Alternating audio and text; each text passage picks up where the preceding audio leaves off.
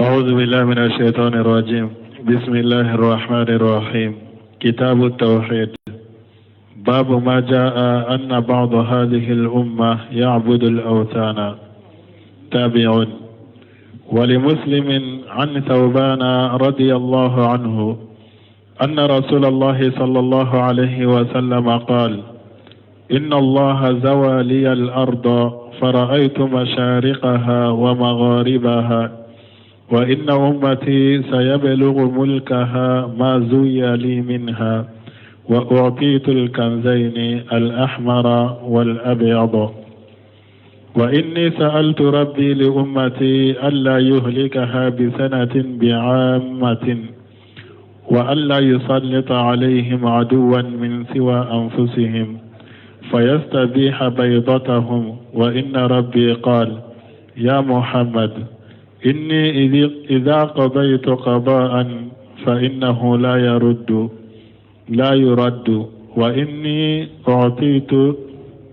وإني أعطيتك لأمتك ألا أهلكهم بسنة بعامة،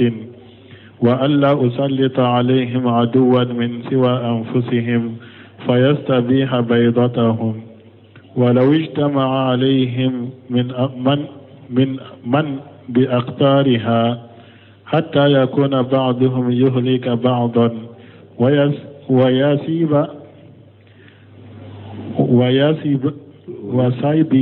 وسبي بعضهم بعضا. بسم الله الرحمن الرحيم،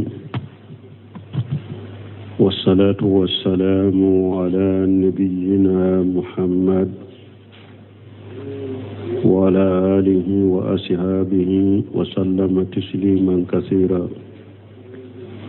سبحانك لا علم لنا إلا ما علمتنا إنك أنت العليم الحكيم.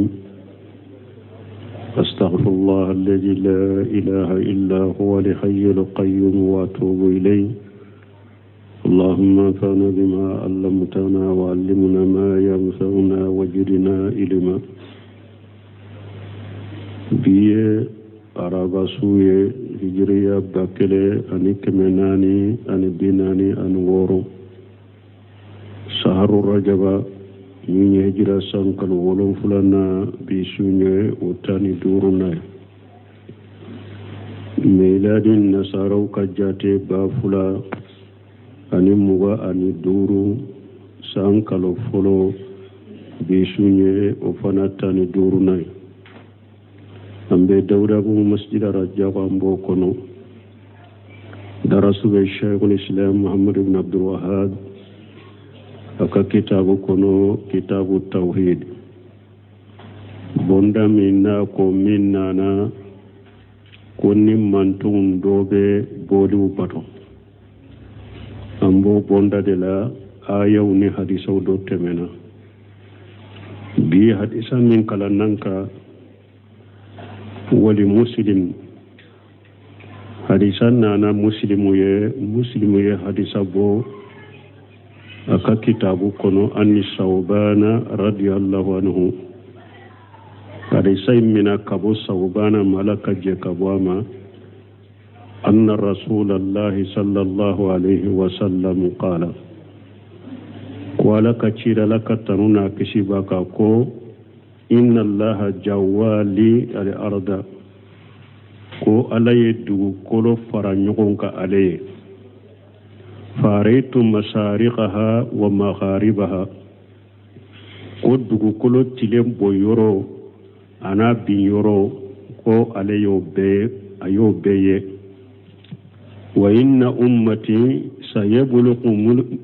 mulkuha ma juwiya li minha awo ko ale ka mantonw ka mara bɛ se ala ye dugukolo yɔrɔ yɔrɔ fara ɲɔgɔn kan n'ale y'a ye ale ka manton mara bɛ se a bɛɛ ma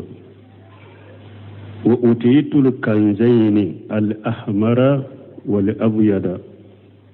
ko ala ye sanu fula in di ale ma nafolo fula di ma ale ma sanu fula sanu bilelama ana jɛma maana sanu anu worije laɲini ye mun ye jamana ba fula a wagati sanu ni warijɛ bɔ jamanaw la a bɛna olu sɔrɔ. Sanu o bɛ Kaisara, warijɛ o ye Kisira ka nafolo ye. Maana a bɛna Kaisara ni Kisira a bɛna o mara. Ala y'olu ka nafolo di ale ma. Sanu bɛ Kaisara, warijɛ bɛ Kisira. O kɔfɛ a ko wa inni salitu rabbi li ummati alla yuhlikaha bisanati bi ammati. Ko ale ya tigi ala ɲininka wa kana ale ka mantonw halaki sanji dɛsɛ ni san kelenw kana kungo ka manton bɛɛ faga ɲɔgɔn fɛ. Kungo ka ale ka manton bɛɛ faga ɲɔgɔn fɛ. Ale ye ala deli ala kana ale ka manton halaki ni o sugu ye, o ko sugu ye. Kɛlɛ fulana wa alla yusallita alayhim aduwa min siwa anfusihim fayastabiha baydatahum. Fulana ko ale ye ala deli fana ko ala kana jugu bila ale ka manton na, jugu min tɛ u yɛrɛ dɔ ye. N'a b'u ka tangana minnu b'u kun na n'a bɛ o ladaga k'o kari k'o ladaga k'a b'u kun na, mɛ a bɛna fɔ sarakuna laɲini ye mun ye ala kana jugu bila ale ka manton la, jugu min t'u yɛrɛ dɔ ye min bɛ se u ma, min bɛ ale ka manton bɛ faga ka s'u ma, jugu ka bɔ yɔrɔ wɛrɛ min t'u dɔ ye, ko ale ye ala deli ala kan'o fana kɛ. Wa inna rabbi qala ya muhammadu. Ciden ko tuma min ale ye nin duwawu in kɛ ko ale tigi ala ko a ko muhammadu inni qadaitu qada fa innahu la yuraddu. Ni ala ye kiiri dɔ tigɛ k'o bila ka latigɛ k'a bila o tɛ se ka sagi dɛ. Wa inni utuyituka li ummatika alla yuhlikahum bisanati bi ammati. Ni ala y'a d'i ma nti ka manton halaki kungo kana sangele kana ciden manton bɛ ka halaki ɲɔgɔn fɛ n't'o kɛ n y'o d'i ma. Wa alla usallita alayhim aduwa min siwa anfusihim fayastabiha baydatahum. N y'a k'i ye i ka manton fana n tɛ jugu ta ka bila u la, jugu min t'u yɛrɛ dɔ ye min bɛ se u ma k'u bɛɛ faga n t'o fana kɛ. ولو استمع عليهم من بأقطارها هر مغو بدنيا كرو بلا دنيا فم بمغو هر نو بفرلا نيونكا كافو اوكاشيكا مانتوما اوكاشوما كو بفرا نيوكي اوتكي مسارتي بننا ده سارتي بالا اسارتي جمعه حتى يكون بعضهم يهلك بعدا ويسبي بعضهم بعدا فنو يري نيو حلقي ويري نيو من الجونيالا ni oyo ke jugu be la suma ka bo yoro were ka suma de sarati fulani ne burosim bina nunun prepare latige abe komi cide ni ala deli mununa aya doke aye ama sarati kala me laba min fulani nyala e sarati ken ni nade purum jugu were kana bo yoro were ka se ciden ka mantoma muntu yere doye asarte munye u yere kana nyogon fakade u yere kana nyogon mina jonyala de no omoke jugu were te suma men ni ciden ka mantun kera de u be nyogon faka u yere be nyogon mina awa jugu were be bulawula de min be suma wala ambena bunu semunu kasarahula hadisa qawluhu nako jawali bimana jama wa damma nako jawa kore munye ka fen fara nyugonka ay jama lahu al arda wa dammaha alay dugu kolo fara nyugonka ka do nyugona ka fara nyugonka qawluhu faraitu ya anni fahiya uriyatu ayniyatu nako nyaye lidedo ويهتمل أن تكون أرية منامية abesika ke yele min do cide ñaye sogola na ko ala ye dugukolo fara ɲɔgɔn kan ne ye dugukolo a tile bon yɔrɔ na bin yɔrɔ ɲa bɛɛ ye yeli in bɛ se ka kɛ a y'a ye ɲana yeli k'a to a ɲana ni sinɔgɔ tɛ a bɛ se ka kɛ ala y'a yira a la sinɔgɔ de la qawluhum masariqaha wa maqaribaha na ko a tile bon yɔrɔ na bin yɔrɔ wa haja laysa ala allah bi aziz ni mabbo ala bolo ni te ko gelenya ala bolo li annahu ala kulli shay'in qadir parce que ala be se fembela fa min qudratihi an yajma li aradan hatta yushahida an-nabiy sallallahu alayhi wa sallam ma sayablugu mulku ummatihi minha abe ala ka shebayala ala ka dugu kolo be fara ɲɔgɔn ka cide ɲɛ kɔrɔ a ka bɛɛ a ka mantonw ka maro bɛ se yɔrɔ yɔrɔ la k'a bɛɛ o ka nɔgɔ ala bolo o bɛ ala ka sebaya bɛ se o la wa hali muradu bi jawi huna anna li arda jumi'ati aw anna rasulullah sallallahu alaihi wasallam quwiya najruhu hatta ara al ba'idan al aqrabu ila hadha al lafz ila jahir al lafz أن لأرض الجمعة لا أن بصره قوية حتى أرى البعيدة يا للنيني ني على كوكو على يدوكو كولو فرانيونكا لنيني مونيا يا لدوكو كولو يندي فرانيونكا كادو تشيدن يا كورو تشيدن كا بيوا ube ala ye fanga do ciden ka nyana yeli de la ye fanga do nyawu de la na ye yoro janyena anyayi yala dugukolo de farla ɲɔgɔn kan ciden ɲɛ n'a y'a bɛɛ ye ten wa ube ala ye fanga do ciden ɲɛ de la ka ɲɛ yeli fanga d'a ma n'a bɛ yɔrɔ jan ye a ko min ni hadisa kuma jahiru ka suru ala ye dugukolo a y'o de fara ɲɔgɔn kan ciden ɲɛ kɔrɔ laɲite ko fanga donna ciden ɲa n'a ye yɔrɔ jan ye wa qala ba'du ulamai دوني كبغو دوكو المراد قوة بصر النبي صلى الله عليه وسلم دوني كبغو دوكو كل نين يموني كيدن يا يلي ديا فانا كوري يرالا أي أن الله آتاه قوة بصري كو ألا يفانا دو كيدن كان يولا حتى أبو سر مسارق الأرض ومخاربها فو كيدن يدوكو كلو atile boyoro na biyora ya beye lakin al aqrabu al awwalu min kasuru cinyama hadisai ma folo inde do alay dugu kolo fara nyogon kade cide nyekoro wana hanu ija aradina taqriba haja li amri nusemin ko rahimahullah kun nunu ba fe kanin kun ka gere hada madenna puri kase ka famu kasurunya ila puri kase ka famu نجد أنبصر أن سورة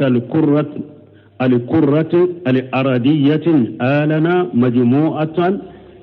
مجموعة يشاهد الإنسان فيها مسارق الأرض ومغاربها أقول نوبا في كني كأدريلا كسريلا بوري كسكت فامو كو ألا يدوكو كلو بفرجون كتشيدا نياي بو ني أي يدوكو كلو بلولا من فلسيسا نو يا دلا na be e nya koro ibe dugu kolo tile bon yoro na bi yoro be yala dugu kolo balola mami na dilalendo ibe dugu kolo bi yoro ana awa aboyoro ibe ewa tile boyoro ana bi yoro iba beye ala fallahu ala kulli shay'in qadir ala besefem bela fa huwa qadiru ala an yajma lahu sallallahu alaihi wasallam al aradan hatta takuna shaghiratan ashebe alaye aka dugu kolo be fara ɲɔgɔn ka ciden ye fo dugu kolo ka kɛ fitine a ɲɛ kɔrɔ fa yudrikaha min masariqiha ila magharibiha ciden ka beye ka ta tile boyoro na binyoro se be alay aka dugu kolo aka ewa a fara ɲɔgɔn ka kɛ fitine ye ciden ɲɛ kɔrɔ ka beye o se be alay itiradu wa jawabuhu kuma balilendo ani ajabu fa in qila mana ni mo min ye kuma do bari ñininkali do balilen foñe a jaabu ye muñe ka balamine mo do na ye ñininkali do balami ñininkali balamine ani a jaabi fa in qila هذا إن همل على الواقع فليس بمواقع للواقع من فلنني من بكنكا ني أكي كنكا كوي أني من بكنكا وتنيقون تدي تقولي لأنه لو هسرت الأرض بحيث يدركها بصر النبي صلى الله عليه وسلم المجرد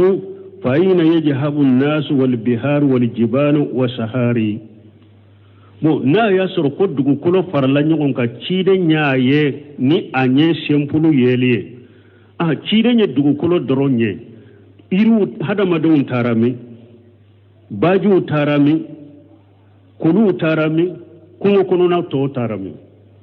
na ye dugu kolo tile binyoro aboyora yo doronye dugu kolo be yiralala bo amafu akono fana ko ye hadama don nya ye iru ye aye kulu ye ulu tarami نمغو دوين نينفو أنيه لو هسرت الأرض الجواب أجاب يموني بأن هذا من الأمور القيبية أمبا فواتيغي نونو نيكو دوغولين كودي أو كو دوغو كولو بي فرلا نيكو كو تشيدي نيابيا أتيلي بويرو نا بيورو مغو كانيه بيسي كتيلي بيورو نا بويرو إيرو بي هذا مدوم بي كلو بي كونو كونو ناو بي mana iru bese ka do ini yoro doce kulu bese ka do ni yoro doce hada madon bese ka do ni yoro doce nyate se kaye wo au ko tide nyetile bo yoro na bi yoro beye iru tumbe mi ola kulu be mi ola hada madon be mi ola kungo kunna be mi ola amba tigi jabe ka fo nunu nye ko dogolen kode nunu nye ko dogolen kode ko dogolen ko fana allati la yazuz أن تردن عليها كيف ولما نونو يكو دوغولين كودي أن تورد نونو يكو دوغولين كودي كو دوغولين كو منو ni atebbe la yazud atebbe an turadan alaiha kaifa walima ikana kaifa nati wala ikana liman nati wala ikana kaifa bila o ikana limana munna cide nye dugu kolo tile boyoro na biyoro ye hada madon tumbe mi otenin na koy kaifa tenin na chogodi cide nye tile boyoro na biyoro ye iru be hada madon be kulube kaifa te foya lima fana te fo munna cide nye tile boyoro na biyoro ye ama hada madon ye ode limai ate daga opana ka foya kaifa kana foya lima kana foya bal naqulu inna allaha la kulli shay'in qadir min be foya amba fo ala bese fembela ode be foya iju quwwatullahi subhanahu a'jam min quwwatina parce que ala ka fanga masammin seneyalendo afanga kabbo katiman ka fanga ka wa ajam min an nuhita biha ewa alaka ewa fanga sheba ya fana akabbo an ka doni ka shabema alaka sheba ya kabbo umma wali haja ninde koso akhbara an-nabiy sallallahu alaihi wasallam kidenya an kibari alaka taruna kishibaka anna shaytana yajri min ibn adama majra dammi kiden ko shaytane be bole hada madin fari ko la komi joli be bola kono chogon fala yazul ate daga an naqula kaifa yajri majra dammi ate daga nyanka fo shaytane be boli joli boyoro la chogom shaytane hada madin fari kono ka bola la jogi joli boli yoro la chogodi ate be o ka fo fallahu a'lamu bi jalika ala de bo ke chogodo shaytane be boli hada madin kon dum fari kono komi joli be boli kono chogomi ala de bola halalo antodo وهذه المشاعر ننقوم نفلن التي لا ندركها يجب التسليم المحض لها ننقوم نفلن ني أنك حكلي تسكى شيء ودونما من بأنك من واجب أنك أنك أكودي ألما أنك جنو يدنو كسو أما ولهذا نند كسو نقول في باب الأسماء والصفات أمبا فو ألقى تغو بوندا كونو أني من كتب بوندا كونو تجرى على ظاهرها ما تنزيه عن تكييف والتمثيل ألقى تغو بوندا يرولا ألقى من كتب بوندا يرولا مumbe fo togo nana cogo min mankutu nana cogo min ufo o cogo la komi nana cogo min kanu cogo kana kafara ka togo nunu seneya ika mankutu nunu seneya kabo ke cogo fori ma ube misaliya wa haja ma antafaqa alayhi ahlu sunnati wal jamaat aw ninde fenye ni ahli sunna wal jamaa ubenna minna mana ni ala ya ka togo min fo qur'ana kono ube cidenya ka togo min fo qur'ana kono ube ni ala ya kam mankutu min fo qur'ana kono cidenya ala kam mankutu min fo hadisa kono e ka da ola anana cogo min afo o cogo la kana fo be nin cogo la kana fo be misaliya bila takfi wala tamsili ahli sunna wal jamaa bennen deka qawluhu faritum masariqaha wa magharibaha na ko le dugu kolon tile boyoro ana biyoro ko ayaye ay أماكن الشرق والغرب منها ما نتلي بونيرون يرو أني تلي بينيرو يرو دغكلو لاكواياي قوله وإن أمتي سيبلغ ملكها ما جوي لي منها ناكو عليك منتم مربشة دغكلو يرو فرلا نيغون كنالي يا كم منتم كم مربشة ما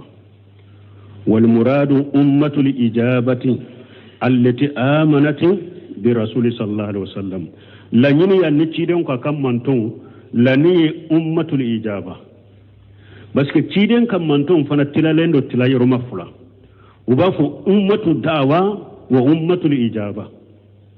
ummatu da'wa munye mana mo be dugu koloka akafri be dugu koloka be ciden kam manton ummatu da'wa mana kam manton do manton munu ni ala ya chuma ku wele kana islamiyama dugu kolo mugo be ciden kam mantondiro ummatul dawa ciden cira bede ma aka be wole kana islamiyama bon ummatul ijaba ye ciden ka woleli kononana aye woleli ke munu nya jabi munu sonna do na islamiya kono usonna ka ciden ma ubafu nununde ma ummatul ijaba wala ni ciden ko le kam manton umara be se tile boyoro na biyoro ummatul ijaba la nyini islamaw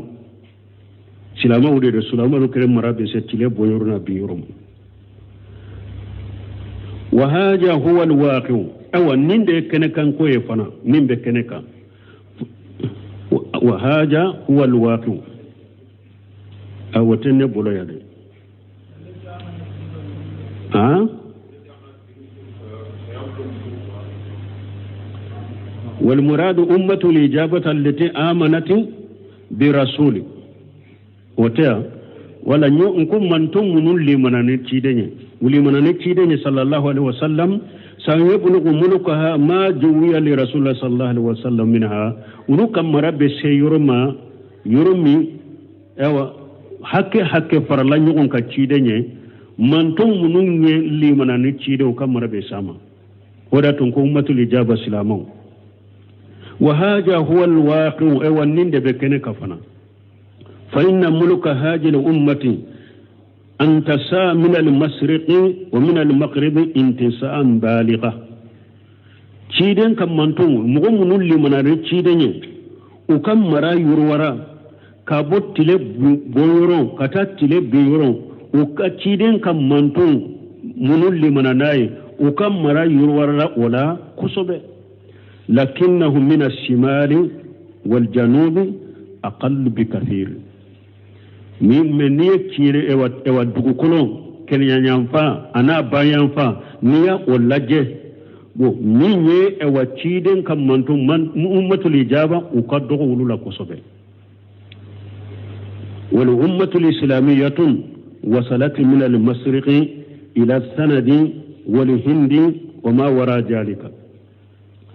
من مسلم مانتون يه وكم مراشرة تلي بويرو كتا سنة دي ويورو دوي أني هندي أني مين بي أدوف كوفي شلاما مانتون كم مراشرة وبيما ومن المغرب إلى ما وراء المحيط تلي بيورو فنالا ciden ka silama manton kam maratara fo baharul muhit yoro ba fo yoro min baharul muhit wa hada yuhaqqiqu ma arahu an-nabi sallallahu alaihi wasallam bo nimbe fem ke haqiqai fem min ciden yaye qawluhu wa utitu al-kanzayn al-ahmaran wal-abyada ni ciden ko alaye na fulo fuladi alema jema bilema ani jema alladhi ataahu huwa Allah o ni na fulo fula jonya dama min ya dama ala de do wal kanjanu huma al-jahabun wal fiddatu kunuju kisra wa qaisara mo na fulo fula nye jumai sanu ani warije kisra ani qaisara kan na fulo fa jahabu inda qaisara min ye sanu ye o be qaisara fe wal fiddatu inda kisra min ye ewa warije o be kisra fe qaisara o ye urumen kam masakene urumen kam masake ba fulu de ma qaisara furushen kam masake ba fulu ma kisra wa kullu minhuma indahu jahabu wal fidda nin jamana fula kelen kelen sanu ba befe warije ba befe mana qaisara sanun warjebe kisra sanun warjebe lakin al aqlab ala kunuj qaisara jahabu min qaisara kan nafulo chamanye munye sanu wala kunuj kisra li fidda kisra ka ewa nafulo chamanye munye warje donc ode yato ko warje ma ko ewa qaisara ko sanu ma qaisara ta warje kisra ta kasoro sanu warje bu fulabela mais minye qaisara uluka sanu de kacha wodi ato ye sanu isembe uluma ye sanu isembe uluma kisra fana uluka warje de kacha katemuka sanuka wodi ato warje fana sembira uluma yulu take warje qawluhu utitu hal nabi sallallahu alaihi wasallam utiyaha fi hayatihi am ba'da mautihi ni ciden ko qaisara ani kisra kan na fulo dira alema yala nafulun nunun dira cide ma kanyana maya ayire kanyana maya de kono ba ube nafulun nunun dira ma fatulen ko fede al jawabu bada mautihi jabu munye nafulun nunun dira cide ma aka fatulen ko fede utiyati ummatuhu zalika onna fulu dira cide kam mantonde ma cide ko fede lakin me ما أتيت أمته فهو كالموتى له من ديرا تشيدن كم منتوما وبكم ديرا تشيدن دما من ديرا تشيدن كم منتوما وبكم ديرا تشيدن دما لأن امتداد ملك الأمة لا لأنها أمة عربية كما يقوله الجهال بس كافو تشيدن كم منتوم نو كم مرا بامبرا وكم مرا فرلا ukan marama bamba dugukolo ka kafire ka fo arabu do comme jahilu ba fo chukumi ciren kam manton marama fere ni arabu ya yede comme jahilu ba fo chukumi bal li annaha ummatul islamiyyah ciren kam manton marafin sira ka bamba mun kama pasge islam manton de do agajati bima kana alayhi rasulullah sallallahu alaihi wasallam ويفند من تشيدن تنبين منك ويود منا وكسلاميا ده يهاتو وكم مرب بامبرا فنسرا عربيات ده ومجاهلوا بافوتكم قوله وإني سالت ربي لأمتي ألا يهلكها بسنة بأمتي بس كني حديث بنا ناتشوغو ربي سنة أمتي مي ناتشوغو من فليبا أمبولو يا بسنة بأمتي akonyin tigi ala nyininka akanin kan manton halaki ka sangele madon nati kungo kan manton besura beka halaki nyogon fe nyen tigi ala deli akana o shen kan manton ma haka ja fil asli bi ammati wal mana bi mahalakati ammati abelle silan chogoda bi ammati mana akana ubbe halaki akana halakilina ta halakilin mun bu hal ubbe halaki وفي رواية في بعض النسق بسنة أمتي أبي رواية دولا سبلو دولا بسنة أمتي معنى نسان جلي سان جلي من بيتا وبين نسقة دولا asanatun aljadabu wal qahatu sanatun koro ye munye mana dugukolo jali ani sanji dese jadab nif seneke fewun jara dugukolo falen fewun jale ubafu odi mal jadabu wal qahatu yede sanji dese ni sanji tena wa huwa yuhliku wa yudammiru ewa min fulen ni falen fen masoro dugukolo ka sanji tigira sanji mana waye kode ko min be hada madon halaki ku gurja qala sallallahu alaihi wasallam alaka ciden ko alaka taruna kishi baka allahumma ajalha alaihim sinina allahumma ajalha alaihim sinina ka sinni yusufa ciden dallaka qurashi gan kan maka kafiru danga ako ala ika sankuma komi yusufu ka sangelema wolon fula min yusufu yu ulakali sogola uko sangelema nyogona Allah se maka kafiruma wa qala ta'ala lako wa laqad aghadna ala fir'auna bisinina aya wurkuna lako ko alayya fir'auna na ka jamamina ni sangelema sanji desu ni falen fen ntigeli dugu koloka wa yahtamilu an yakuna almana bi amin wahidi lanyini mana bese katafana ala ikanin kan manto be faga ikanu be halaki sankelen kono bi ammi wahidi sankelen kono bi ammi wahidi sankelen kono kana be halaki fatakunu alba'u li jarafiyya wa ammati ay umuma ta'ummuhum hadhihi da'watu mana iula fatakunu alba'u lil jarafiyya ba'u beke jarafiyya munye bi sanati fi an lan yuhlika ummatahu fi amin wahidi jarafiya enia akana kam mantum be faga bawum be ke jarafiya ikanin kam mantum be faga sankelen kono jarafiya de wa ammati ay umuma amma kore munye abbe ta ummuhum hajihi da'watu nin danga be ubeta nu be halaki kanoke qawluhu وألا يسلط عليهم عدوا من سوى أنفسهم فيستبيح بيدتهم نيتشيرن يا فقط دو كونو فنا كافونتي على إكنا جوجو بلا ولا جوجو منتو ويريريه نابو وبهلك نابو بفقا كاسوما أي لا يسلط عليهم عدوا كنا جوجو لا سوك بلا كم منتو لا والعدو ضد الولي jugu kore munye bisi nyugo tana ode ye jugu ye wa huwa al-ma'adi al-mubghidu al-haqidu wede ni nyugo jugu ya bini ya che ayi i jugu ya kasage ka i beshen konya wa adawu lil muslimina huna hum al-kuffar donc muslamu ka jugu ya ni i kana jugu bilal muntu doye o la nyini ye jonye ya kafiru إكنا كافر لسوما نكافر بالبفقة ولهذا قال من سوى أنفسهم نند قصو تشيدن كم من تو يريه بس كافر كونت سلاما دويه ومانا يستبيها يستهل مانا كرموني من يستبيها كرموني نابد دقاليك والبيرة ما يجعل على الراس وقاية من الشهام بيدا يميني قطرو وبمي بيدا turus ube mundo kunkolola annege bankul fulamande ro bado kunkolola puru aka binyan kumbe aka binye kala kumbu kana kunkolo soro wal muradu min lanyini yajharu alaihim wa yaghlibuhum manay kana jugu bilula dur jugu mun bese ula bu jugu na bese soroka na bese ula na bu kenye lanyini yode qawluhu ni ciden ko ja khadaitu qada fa innahu la yuraddu ni alako tawajabu la ciden ya hadisa kuno ko ni ne alaye kiri mi latige wote sagide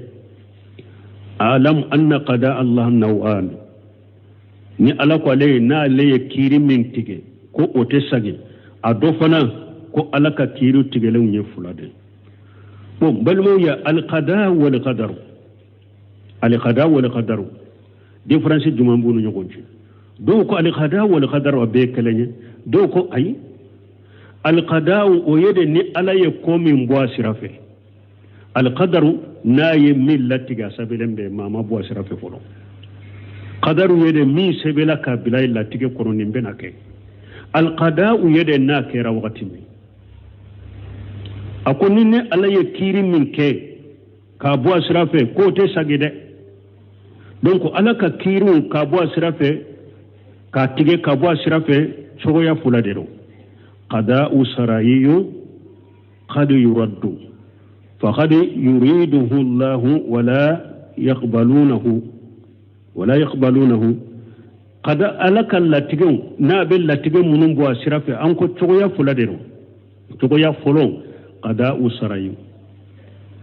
ألك اللاتجون من نايا بواسرافة نساريا تارو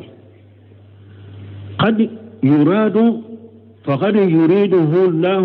ولا يقبلونه قد يرد وقد يرد قضاء سرايين على بسكا ولاتك كودي مغوما مغو بسكو ساجي مغو دو بسكو ساجي وتوس سواما فقد يريده الله ولا يقبلونه إذا سر على يلا يني وكان ني سريا منا موتا منا وهي قضاء سرايين مثلا على يا أبلا أنكا كوانكا سو بيبي سوا mogo do be summina be summe mogo do te sum sagiba o banna summa donc qada usaraya o be se ka sagi mogo do be se ka sagi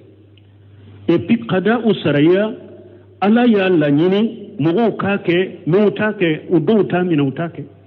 ni qada usaraya fulanna qada kawniyyu la yuraddu qada kawniyyu ala ye ko min ko ni latige ko o ka kede ni qadaw kawnin mo te se ko sagede qadaw kawnu do ye munye bon ni ala ya allatige ka bo sira ko malakul maut kata e kan nimina e be se ko sagya o ye qadaw li kawni wala budda an yanfuja qadaw li kawni o te sagede la budda be kede ni ala ko ni o latigo be kede sagi to tola wakilla ha قضاء سرايين قد يرد أي نتاكم قد لا يرد قد قضاء سرايين قد يرد donc netaye afon nchoko de la mogo bese ko sagi قد يرد mogo bese ko sagi o bese ka sagi فقد يريده الله ولا يقبلونه أو لا بese kala nyina kake fana miuta mina ها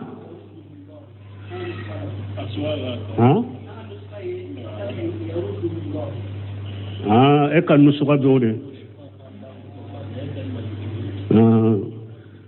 وتن كان نسخه يكونوا قضاء كوني لا يرد ولا بد ان ينفذ وكل الخدايين قضاء بالحق من لا تيجي فلين به أبي التي تشيلا مدي وقد جمعهما قوله تعالى ألك كما دويو فرنيونكا ولا يقضي والله يقضي بالحق سورة الكافر كنو ألا دبي لاتيجي كني تشيناي ألا بي تيري كني تشينادي بو ألا يتيري كني تشيناني آية أبي قداو ينفلا بيتا سراياتاني كونياتاني آية بوفلا بيتا ومثال القضاء السرائي قوله تعالى قضاء السرائي ما نسريا على يمين لاتيك كواكا كسريا لو مثال يا يموني وقضى ربك لن تعبدوا الا اياه على يا لاتيك كم وشيكنا اكنا فوي باتو ني علي علاتي مي يالا مغودو سرولا وي على كلمه باتو لانه لو كان كونيا لا ياسر النية قداو كونيا دي لكان كل الناس لا يعبدون إلا الله لا ياسر النية قداو الكونيا دي هذا مدين بي وتشكني أبدا فوق على كلمة هذا مدين بي تنبي لا يعبدون إلا الله تفوي بطوني على كلمة لا ياسر النية قداو الكونيا دي هذا مدين تفوي بطوني على كلمة من ني ألاكو ala ya lati akana foyi batu ni alate mogo woro soro law ye feum batu minte aray o ye qada usara yewde ni kawniya do mogo ti setoro ni be feum wore batu ni alate ومثال القضاء الكوني من قضاء الكونية مثالي جمعي قوله تعالى وغدينا إلى بني إسرائيل في الكتاب لا تفسدن في الأرض مرتين ولا تعلون علوا كبيرا سورة الإسرائيل كنو ألا كني ألا يالتك بني إسرائيل كوكا وكا كتابو كنو كو وبتشيالي كدوكو كنو كسنيافلا ولا تعلون علوا كبيرا وهو يري كروتا فنا دوكو كنو كا يري كورتا من كبو كسوبي لأن الله تعالى لا يقضي شرعا بالفساد بس الله مسمى كورتا لندو الله تكيري تبني تشيالي لكنه يقضي به كونا من لا تيجي كونونا على به تشيالي لا تيجي نسينو تشيالي لا يقضي سريالا على تك مغنيا مرني تشيالي سريالا على به مغنيا مريكا تشيالي كوا من كونيا لا على به تشيالي لا تيجي وإن كان يكرهه سبحانه هرنا ياسر كونيا ما يل تشيالي من لا تيجي نا هرنا ياسر على تافي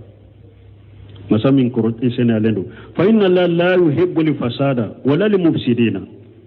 على تشيالي في على تشيالي كلافي لكنه يقضي بذلك لحكمة بالغة من على بولاتك نكودو من ناس لندو الدم على يرفع كما قسم خلقه إلى مؤمن وكافر كم إن الله يا أكا دامفون تلا كتم مؤمنوما دو كدوك مؤمن كدوك كافرية منا لما يترتب على ذلك من المصالح العظيمة وكم يموني ni ala ye doke mumine ka doke kafriye mana nyali bammi mbola ni dilali bammi mbola ala fi ka hikima kono wal murad bil qada'i fi hadha al hadith al qada'u al kawni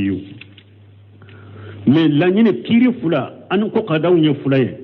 ni hadisan la nyini be qadawu min al qadawu li kawni la tige kono la be la tige munun kay fala ahadan yastatin araddahu mahama kana min al kufr wal fusuq awa ni qadawu li kawni mugo site se kan ni sagi ika kafira kera chogo chogo ika fashika kera chogo chogo ite se ka qadawu li kawni sagi fa qada'u allah nafidun ala akbar an-nas utwan wa istikbara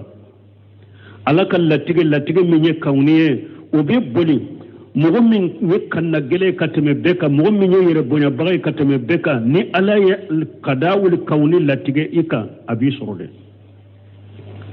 faqad nafaja ala fir'auna wa ughriqa bil ma'i alladhi kana yaftaqiru bihi aw qada'ul kauniya ala ya boli fir'auna tora jikono atumbe wasoni jiminye ala ya to o jide kono wala tawaqiti bani adama fa ahlakakum Allah wa dammarahum ani hadamadon ka tagutin fa ahlakahum wa dammarahum ala yuhalaka la yukurja wa fi qawli ja khadaitu qada fa innahu la yuraddu min kamali sultani Allah wa qudratihi wa rububiyyatihi ni ala ko na ale yakiri min tige ka bila sagi bagatala nimbe ala ka masaya na ka shebaya ana aka ewa dali na maraliba ubode yiranna ma huwa jahirun min bangalenu li'annahu ma min malaki wallahi illa yumkinu an yuradda ma qada bihi amma qada'ullahi fala yumkinu radduhu parce que masake sidete ikera chogo ibe se ka fendo la nyini kallatige ko akake mugo bubba ma ubasage amma qada'ullahi fala yumkinu radduhu me ala kallatige ndala qada'u kawni na ko be minke sage bagatola o be kede wa alamu anna qada'ullahi al-kawni kamashiyatihi ikado alaka latige menye kauniya abe komi alaka lanyini la yakunu illa li hikmati ateke fo abeke kodon do deka ka qada'ihi shar'i komi akasariya latige chogo fa huwa la yaqdi qada illa li hikmatu taqtadihi ala te kiri sillatige fo abe kiri latigini fondo de ni ani akakan ni akake abake ni kodo de ani kodo min kaka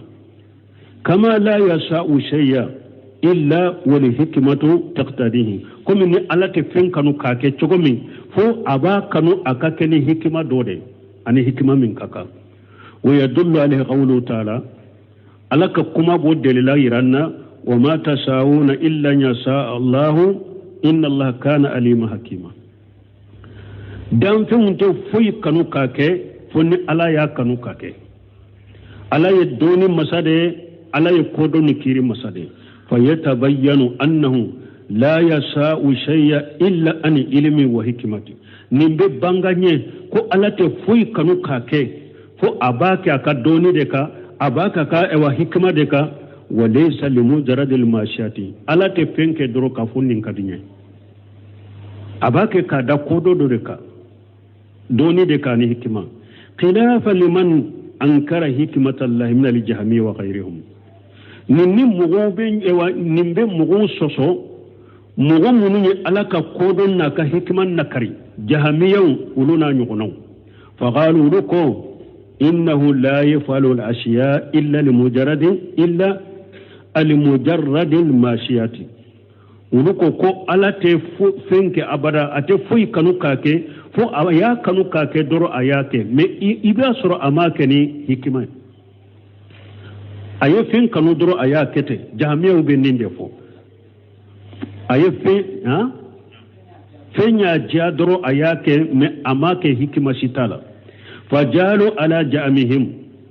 al-makhluqin akmala tasarrufa min Allah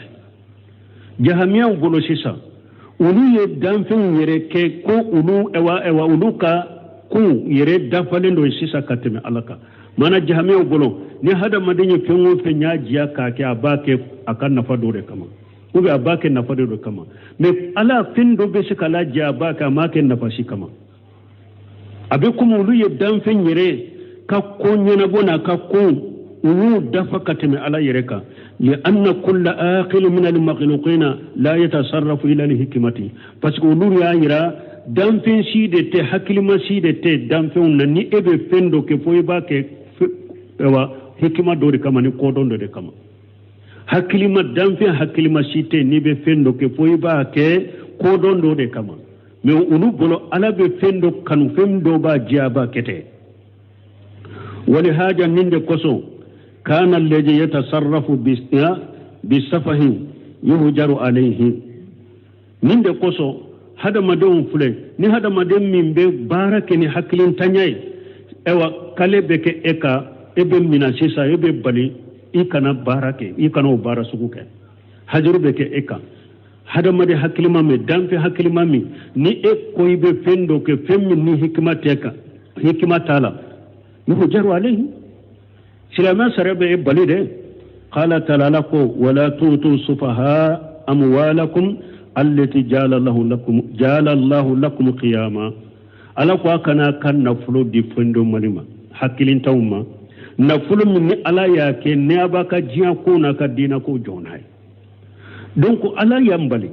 mugo min ni nafulu dira ma ba ke chogola ke chogo min ni hikma tala nafatala ala man balanka na nafulu damawa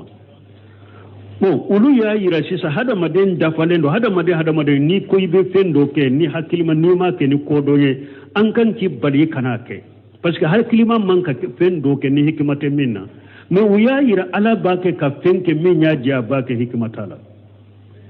jahmiyaw ka hakilina wali haja ninde koso kana alladhi fanahanu wala an naqulu an bafo inna allaha jalla wa ala musammin ka bakurta la yafalu shay'a wa la yahkum bi shay'in illa li hikmati ambe min fo ala te foy latige fo abake ni hikma dode walakin hal yaljam min al hikmati an nuhita biha ilma yala nimba yira fanawa konni ala be fenwo fenka bake ni hikma minya an kado ay an ka doni fana tese ka se ala ka hikima bema wal jawabu ni mo ya nyininka yala nimba waje wannan kwalate foi ke nama ke ni hikima yala nimba bilanka wa ala be fe mo fe ka yake ni hikima min fanko dowa ni mo ya nyin kan nina al jawabu la yaljam jabu ay ote anka liannana aqsaru min an nuhita ilma bi hikmillahi kullaha parce que an fule anka hakilu kasuru ko ala be kiri tige anka hakili kase ala ka kiri be ka hikmama anka hakilu kasuru uma ashahihu min akat min sahalen ko ni anna bada li asiyai ta'rifu hikmataha ko do ko ni be ambo hikmatu ko do be ala ye ko do ke mo be se ka ko do hikmatu o sahalen lakin bada li asiyai ta'jidu al-uqul an idrakiha me ko do fana be hakilu teseka se uma donc o de yato alaka sariya latigena kauniya mi e wasaraya ko do be alabu hadama dembu ka hikima do ala yukene hikima minye ko do fana be e ka hakili teseka se ka hikima ma la nyine munye dro e ka so ala tama o de yato tunamu ye amba se tunyininka ko munna musommi ni abe kalobola na bora kalobola silamiya sariya ko aka sun sara me akana salli sara awa ko cide nya nyamra na ni chokodela ako sun ka sara salli kana sara amba abbe kuma amba isitu ya atige waju ka hakili dim ka akon sare ka hakili dama mana ni silamiya sariya kiri min tige kake eya awa hikima do ema hikima do nimbe e ka dore ka cide ka nyamaru kambato wal maqsudu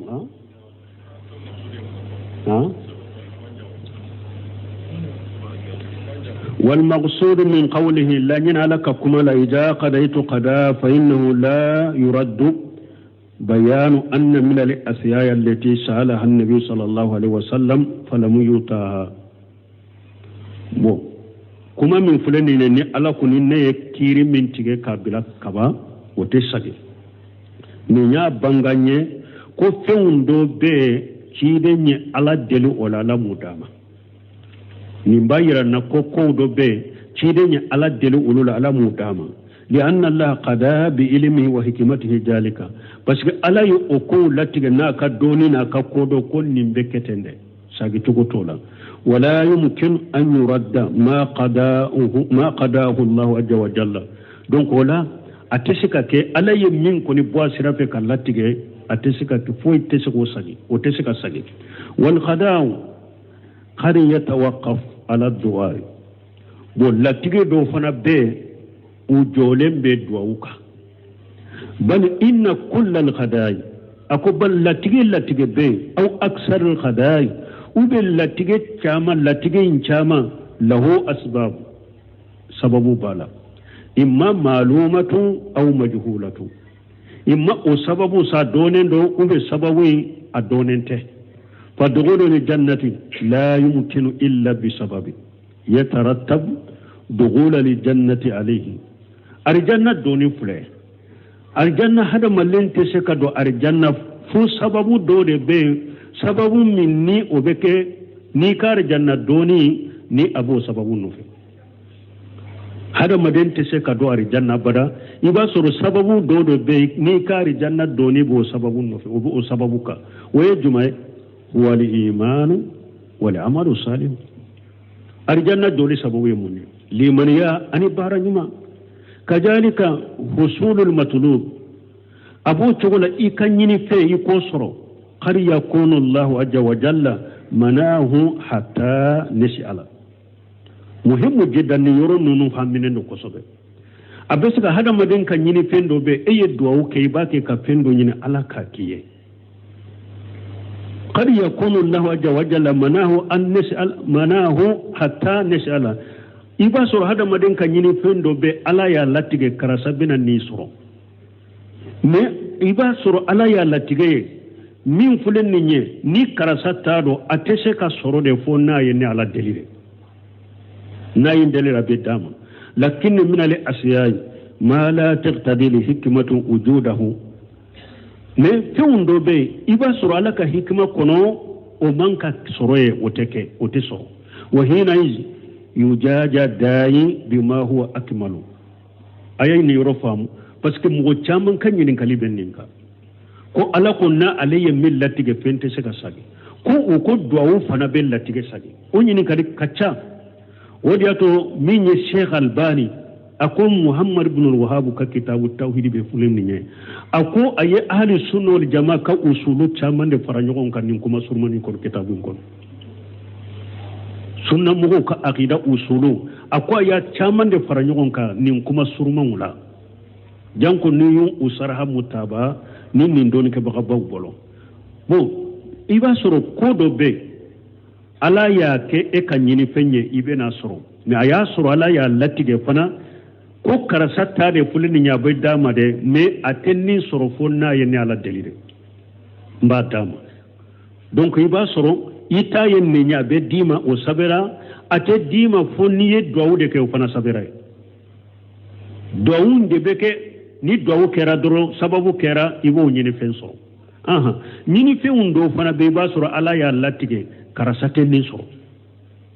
donc ni iye duawu ke o ko sugula yi ka soro o ko sugute soro me ka duawu inte bi ala ba la sawu ya labara abana ke ko defo ala ya latige ko min te soro duawu to soro de wa hina yujaja dai bima huwa akmalu bon ni e ka duawu kera ikanyini fe masoro ala be sara chugode ala bi e sara ni fenye min da falende yere kateme e min yini kele aw yu aqaru lahu wa yudaqaru lahu inda Allah azza wa jalla ube ika duawu ala bi ala sagoye ayere fe laghara bi annahu dukira lahu aw yusrafu anhu min as-su'i ube ika duawu be ke sababu ko jugu do nyesilem be ma ala be ko jugu sagi kabo ma ne duawu nye ma huwa ajam ko jugu min ni ala ba nyoni ka kaboni do wi ba soro otun kabo kateme hari eye min ni wa du'a ija tammati fihi shurutul qabul wa lam yajib fa innana najjam bi annahu duqira lahu bunu semino ko du'a ni du'a jabu sarati du'a munali usarati sabatrai ka du'a la eye du'a ke fana e ma jabu ye an be dantiga ka koy ka du'a la sagoraye la harade du'a mabide donc mo kan ni fam du'a be latige sagi ube du'a be ke sababu ka fendo sama kana ima me iba soro du'a be ke sababu ka femmi sama kana ima iba soro asabira ni nye karasa tay asabira fana aba soro ni nin du'a de sababu ye ube latige rade donc ni du'a inke iba soro o iba soro ko do fana bel ala ya latiga ka karasa soro o latigira me iba soro ala ya sabaye fana nin ko latigira ka karasa soro me sababu min ba to ate karasa soro ka duawu o duawu fana sabirai ni duawu in kedara o latige be sage kabulu parce que iba soro ala yu fula be latige de o te komi duawu nana kurai ka ala ka latige nyoni o bekera ala ka latige de kono kele aha ewa nin te fulewa sabana eye duawu ke duawu saratu sabatira e ka duawu la mais eye ala deli minna ka min nyini ala fe ama jabi o makiye mais duawu jabu sabati ni duawu minali saratu fana da fara e ka duawu la ambe dantiga ka koy duawu mabide Allah saburiye la garadi parce que ni hada madanye duawu ke ko sabade no imma iye min nyini ala fe onake wotewa imma ika duawu na ke sababu ye min nyine ala fo makede me ala yi ka duawu ke ka balaw do nyine ka boy ka min ka bokate me ye min nyine wote fulay imma sabana ala yi ka duawu la sagi la ala ka timandu ambe saka joya subhanakallahumma rabbana bihamdika ashhadu an la ilaha illa anta astaghfiruka wa atubu ilayk أعوذ بالله من الشيطان الرجيم بسم الله الرحمن الرحيم كتاب التوحيد باب ما جاء أن بعض هذه الأمة يعبد الأوثان تابع ولمسلم عن ثوبان رضي الله عنه أن رسول الله صلى الله عليه وسلم قال إن الله زوى لي الأرض فرأيت مشارقها ومغاربها وإن أمتي سيبلغ ملكها ما زوي لي منها وأعطيت الكنزين الأحمر والأبيض. وإني سألت ربي لأمتي ألا يهلكها بسنة بعامة وألا يسلط عليهم عدوا من سوى أنفسهم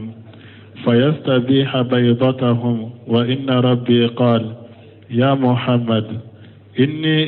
إذا قضيت قضاء فإنه لا يرد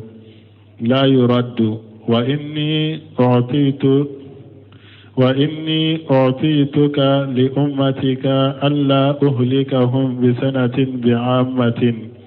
وألا أسلط عليهم عدوا من سوى أنفسهم فيستبيح بيضتهم. ولو اجتمع عليهم من بأقطارها حتى يكون بعضهم يهلك بعضا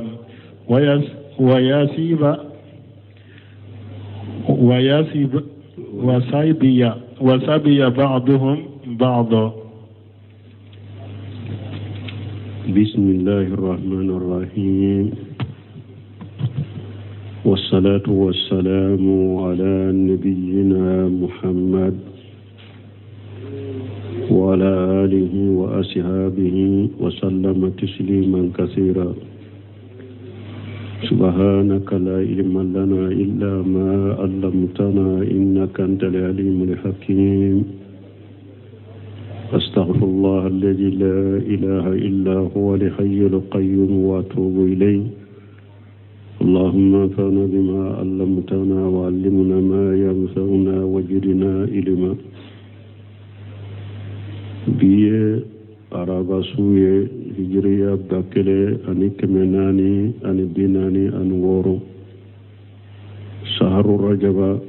ñuñe hijra sankal wolon fulana bi suñe otani duruna miladin nasaraw kajate ba fula ani muga ani duru sankal folo bi suñe o fanatani duruna ambe dawda bu masjid rajab ambo kono darasu be shaykhul islam muhammad ibn abdul wahhab aka kitabu kono kitabu tawhid bonda minna ko minnana konni mantun dobe bolu bato ambo bonda de la ayaw ni hadisaw do temena bi hadisa min kala nanka wali muslim hadisan nana muslimu ye hadisa bo aka kitabu kono anni sawbana radiyallahu anhu hadisa mina kabo sawbana malaka je kabwama anna rasulallahi sallallahu alayhi wa sallam qala wala kachira laka tanuna kishibaka ko inna allaha jawali al-arda ko alaye dugu kolo fara ɲɔgɔn ka alaye faraitu masariqaha wa magharibaha ko dugu kolo tilen bɔ yɔrɔ ana bin yɔrɔ ko ale y'o bɛɛ ye wa inna ummati sayabluqu mulkuha ma juwiya li minha aw ko ale ka mantonw ka mara bɛ se ala ye dugukolo yɔrɔ yɔrɔ fara ɲɔgɔn kan n'ale y'a ye ale ka mantonw mara bɛ se a bɛɛ ma wa utiitul kanzayni al-ahmara wal abyada ko ala ye sanu fula in di ale ma nafolo fula di ma ale ma sanu fula sanu bilelama ana jɛma maana sanu ani worije laɲini ye mun ye jamana ba fula a wagati sanu ni worije bɔ jamanaw la a bɛna olu sɔrɔ sanu o bɛ kaisara worije o ye kisira ka nafolo ye maana a bɛna kaisara ni kisira a bɛna o mara ala y'olu ka nafolo di ale ma sanu bɛ kaisara warije be kisira o kofɛ ko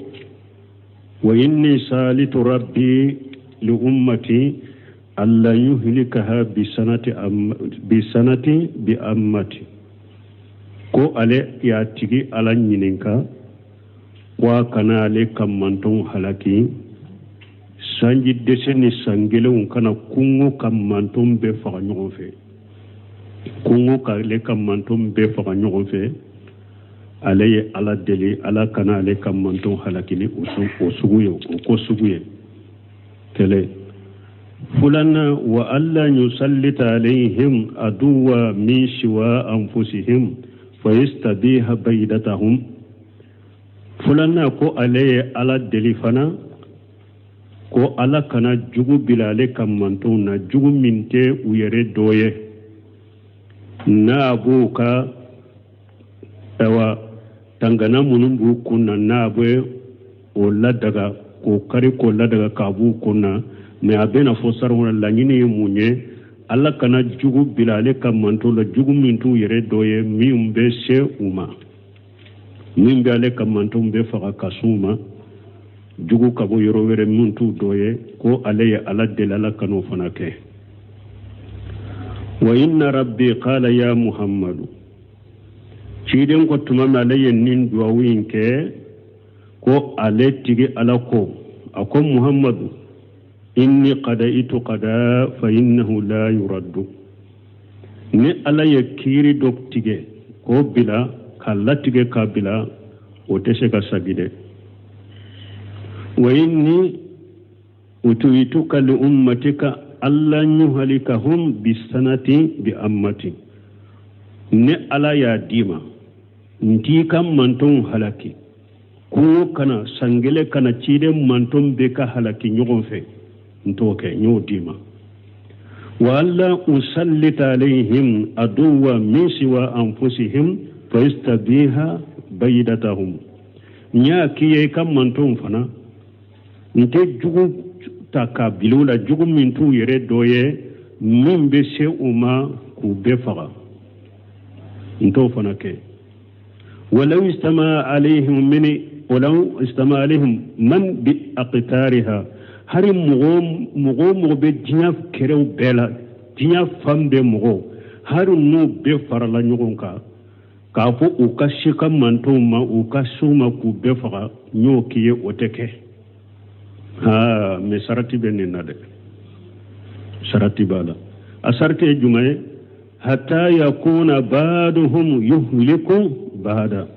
wa yasbi ba'duhum ba'da fo n'u yɛrɛ ye ɲɔgɔn halaki u yɛrɛ ye ɲɔgɔn mina jɔnya la ni o y'o kɛ jugu bɛ las'u ma ka bɔ yɔrɔ wɛrɛ ka s'u ma dɛ sarati filɛ nin ye burosin bɛna ninnu perepere latigɛ a bɛ komi ciden ye ala deli minnu na a y'a dɔ kɛ a ye a ma sarati k'a la mɛ laban min filɛ nin ye ala ye sarati kɛ nin na dɛ pour jugu wɛrɛ kana bɔ yɔrɔ wɛrɛ ka se ciden ka manton ma mun t'u yɛrɛ dɔ ye a sarati ye mun ye u yɛrɛ kana ɲɔgɔn faga dɛ u yɛrɛ kana ɲɔgɔn mina jɔnya la dɛ n'u o m'o kɛ jugu wɛrɛ tɛ s'u ma mɛ ni ciden ka mantonw kɛra de u bɛ ɲɔgɔn faga u yɛrɛ bɛ ɲɔgɔn mina awa jugu wɛrɛ bɛ bila u la dɛ min bɛ s'u ma wala an bɛna bunuseminu ka saraku la hadisa qawluhu n'a ko jawali bimana jama wa damma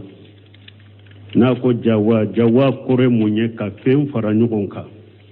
ay jama lahu al-arda wa dammaha ala ye dugukolo fara ɲɔgɔn kan ka don ɲɔgɔn na ka fara ɲɔgɔn kan qawluhu faraitu yani fahiya uruyatu ayniyatu n'a ko ɲa yeli de don o yuhtamal an takuna uruyatan manamiyata a bɛ se ka kɛ yeli min do ciden ɲa ye sogola n'a ko ala ye dugukolo fara ɲɔgɔn kan ne ye dugukolo a tile bon yɔrɔ n'a bin yɔrɔ ɲa bɛɛ